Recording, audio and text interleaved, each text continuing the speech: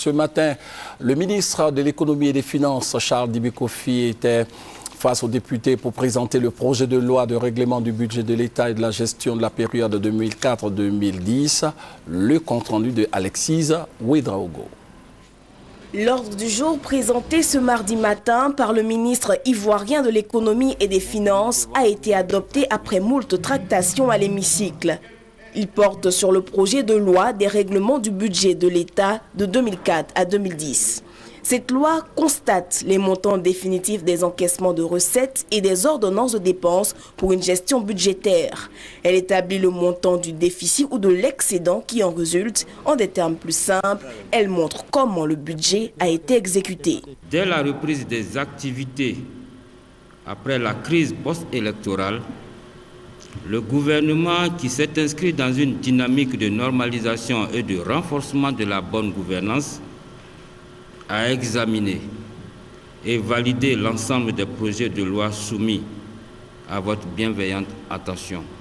Dressant l'état des lieux de la gestion budgétaire du pays durant ces 6 dernières années, le ministre Charles Dibi Kofi a relevé des faiblesses de gestion liées à la crise qu'a traversé le pays et surtout au processus de sortie de crise.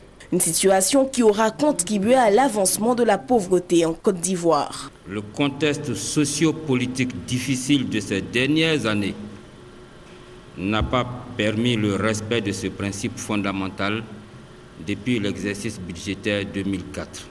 Conscient des insuffisances de cette situation, que nous déplorons d'ailleurs, nous nous sommes attelés depuis 2009 à la régularisation en élaborant les projets de loi de règlement qui ont reçu la validation de la Chambre des comptes de la Cour suprême à travers, bien entendu, la déclaration de conformité. À sa suite, les représentants des groupes parlementaires ont fait des remarques et propositions sur les 7 projets de loi présentés. Sur le retard de la présentation du rapport, le ministre a rappelé la crise qu'a connue le pays. Sur les dépenses payées sans ordonnance et dénoncées par les députés, il a rappelé la situation fragile de l'État ivoirien à cette période.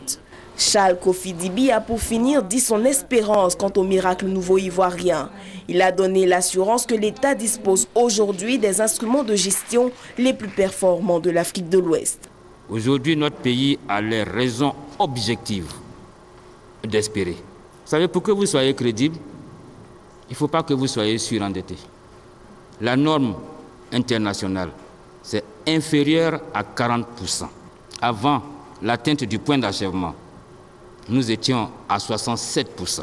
Depuis que nous avons atteint le point d'achèvement, nous sommes à 18%. Voilà pourquoi nous sommes devenus très crédibles. Alors quand son Excellence, le Président de la République, dit la Côte d'Ivoire, un pays émergent à l'horizon 2020, ben, il sait pourquoi il le dit. Les 7 projets de loi ont été adoptés par la Commission des affaires économiques et financières. Demain, elles seront soumises aux députés pour adoption en séance plénière.